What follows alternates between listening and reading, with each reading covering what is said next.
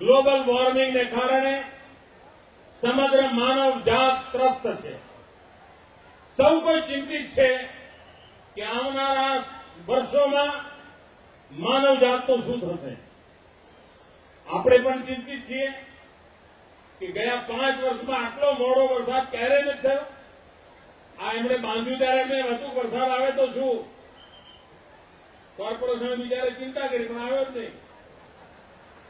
આ ગ્લોબલ વોર્મિંગનું પરિણામ છે. કેટલી બધું અસંતુલન અને અનિશ્ચિતતા પેદા થઈ છે. એણે ચિંતાનું વાતાવરણ બનાવ્યું છે. આ ગ્લોબલ વોર્મિંગથી બચવા માટે અનેકવિધ ઉપાયો સૂચી રહ્યા છે. એમાં એક છે વાહન વ્યવહારની બાબતમાં અંગત વાહનોને બદલે પબ્લિક વ્હીકલનો ઉપયોગ થાય, જાહેર વ્હીકલનો ઉપયોગ થાય.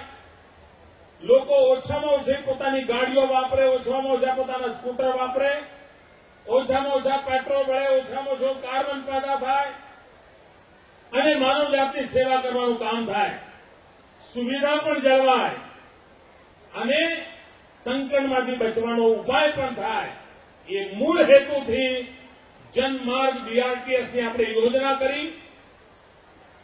આ બીઆરટીએસની યોજનાએ અમદાવાદને આ સફળ પ્રયાસને સમગ્ર હિન્દુસ્તાનની આબરૂમાં ઉમેરો કરવાનું કામ કર્યું છે.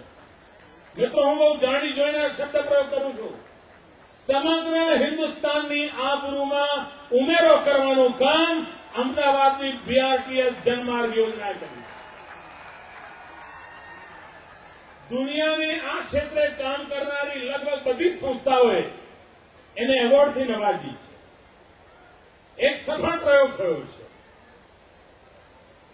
ગ્લોબલ વોર્મિંગથી માનવજાતને બચાવવા માટેનો ઉમદા પ્રયાસ થયો છે.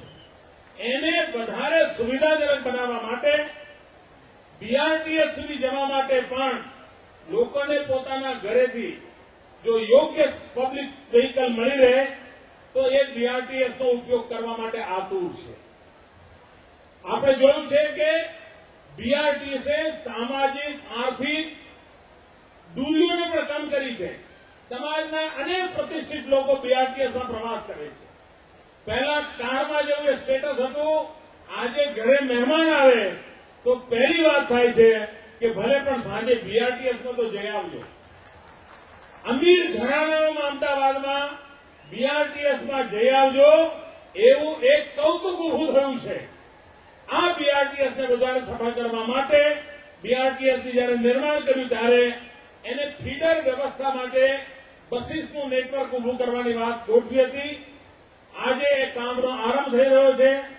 145 જેટલી ફીડર બસો જે લોકોને બીઆરટીએસના બસ સ્ટેશન સુધી લાવશે અને બીઆરટીએસમાં ઉતરેલા લોકોને બસ સ્ટેશન પરથી ઉતારીને એમના ઘર તરફના નજીકના માર્ગે લઈ જશે.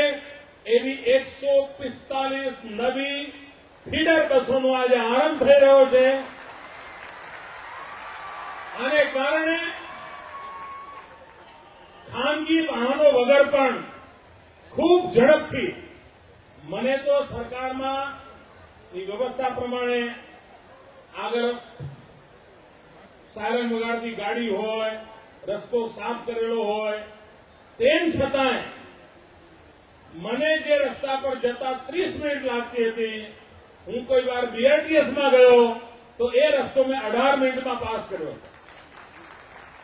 ટ્રાફિકની સમસ્યાઓમાંથી મુક્તિ આ બીઆરટીએસનો ઉપયોગ, અને આપણે બધા પક્કા અમદાવાદી લોકો છીએ. આ બીઆરટીએસ અમદાવાદમાં સફળ થાય જ, કારણ કે આપણને ખબર છે એક કપમાંથી 3 રકાબીમાં ચા કેમ પીવાય એ આપણને જ આવડે. અને જેને ગળથુથીમાં બચત પડી હોય, જેની ગળથુથીમાં કરકસર પડી હોય, એ અમદાવાદ માટે બીઆરટીએસ એ અમદાવાદીની ઓળખનો હિસ્સો બની છે. આધુનિક અમદાવાદીનું રૂપ એ આ બીઆરટીએસ બની છે. એનો લાભ થવાનો છે. ભાઈઓ બહેનો, અમદાવાદ એના 600મી જયંતિ ઉજવી રહ્યું છે. ગુજરાત એની સ્વર્ણિમ જયંતિ ઉજવી રહ્યું છે. અને આ સ્વર્ણિમ જયંતિમાં વિકાસની નવી ઊંચાઈઓ તરફ જવા માટે જન ભાગીદારીનું એક અભિયાન ઉપાડ્યું છે। લોકો કંઈ કંઈ જવાબદારી ઉપાડે, સ્વચ્છતાની જવાબદારી ઉપાડે, શિક્ષણની જવાબદારી ઉપાડે, વૃક્ષો વાવવાની જવાબદારી ઉપાડે, આરોગ્યમાં મદદ કરવાની જવાબદારી ઉપાડે। અને મેં નવજવાને કહ્યું છે કે 100 કલાકનું સંમેલન સ્વર્ણિમ જયંતિ વર્ષમાં ગુજરાતનો કોઈ એવો જવાનીઓ ન હોય કે જેણે 100 કલાક સમાજ સેવા ન કરી હોય। પોતે જ પોતાની રીતે સમાજ કાર્ય નક્કી કરે, પોતે જ કામે લાગે અને 100 કલાક પૂરા થાય મને એક પોસ્ટકાર્ડ લખીને કહેજો કે સાહેબ મેં આ 100 કલાક આ કામ કર્યું હતું, 12 મહિનામાં 100 કલાક। આવનારી 1 મે સુધીમાં ગમે ત્યારે અઠવાડિયામાં 5 કલાક, 7 કલાક, 2 કલાક, 3 કલાક તો પણ 100 કલાક થઈ જાય। એકવાર સમાજ માટે 100 કલાક આપવાનો સંકલ્પ કરીએ। હું નથી માનતો કે સામાજિક ચેતના માટેનું આનાથી મોટું કોઈ અભિયાન હોઈ શકે અને આ રાજ્ય જો આપણને આપ્યું હોય તો આપણને 100 કલાક આપવા એ આપણું કર્તવ્ય છે, આપણી જવાબદારી છે અને આપણે નિભાવવું જોઈએ।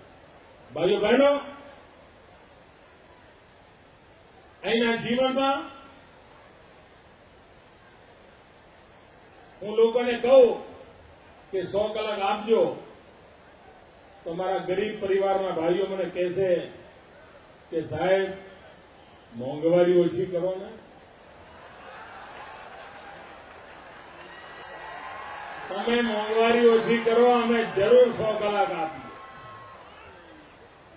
મિત્રો, આપની લાગણી સાવ સાચી છે અને દિલ્હીની સરકારના કાને વાગે એટલા માટે આ જાહેર મંચ પરથી હું કહેવા માંગુ છું। મિત્રો, દિલ્હીની સરકારે 100 દિવસમાં મોંઘવારી ઓછી કરીશું એમ કરીને દેશની જનતા પાસેથી વોટ લીધા હતા। એમની જવાબદારી છે કે મોંઘવારી ઓછી કરે, પરંતુ કમનસીબે મોંઘવારી કૂદકે ને ભૂસકે વધી રહી છે। ઓછામાં પૂરું કોઈક માણસ છોકરો હવે નોકરી મળી હોય તો એની ઈચ્છા થાય ચલો હવે કેરોસીનના ચૂલા બંધ કરીને ગેસનો બાટલો લાવીએ।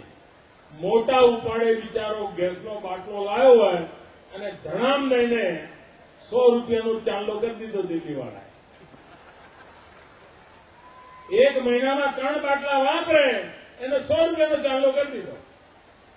મને સમજાતું નથી મિત્રો, આ દેશમાં મોરારજીભાઈની પણ સરકાર હતી, આ દેશમાં અટલજીની પણ સરકાર હતી। આ જ સરકાર, આ જ કાયદા, આ જ નિયમ, આ જ દુનિયા, અને તેમ છતાંય ગરીબ માનવીના ઘરમાં ચૂલો ન સળગે એવો એક પણ દિવસ આપવા નહોતો દીધો। આજે દિલ્હીમાં એક એવી સરકાર બેઠી છે કે જેના કારણે ગરીબના ઘરમાં ચૂલો નથી સળગતો। અને કેટલાક લોકો, મને ઘણીવાર સમજાતું નથી કે અમારા કોંગ્રેસના મિત્રો લાજવાના બદલે ગાજે છે। એમણે એમ કહેવું જોઈએ કે ભાઈ ઠીક છે, અમે કોશિશ કરીએ છીએ, જરૂર પ્રયત્ન કરીએ છીએ, પણ એવું કાંઈ નહીં। એક વખત પણ સંવેદનાના શબ્દો નથી કહેતા અને ઉપરથી ગુજરાત સરકાર આમ કરે છે, ગુજરાત સરકાર તેમ કરે છે।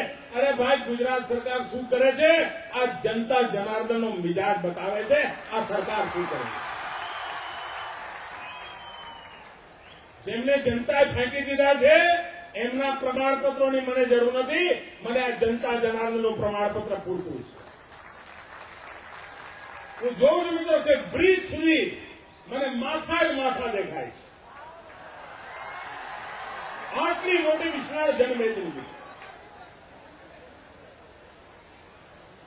પ્રજામાં પ્રેમ, એની સાથે આશા જોડાયેલી છે। લોકોના મનમાં એક અપેક્ષા પડી છે। ગરીબ માનવીને શું જોઈએ?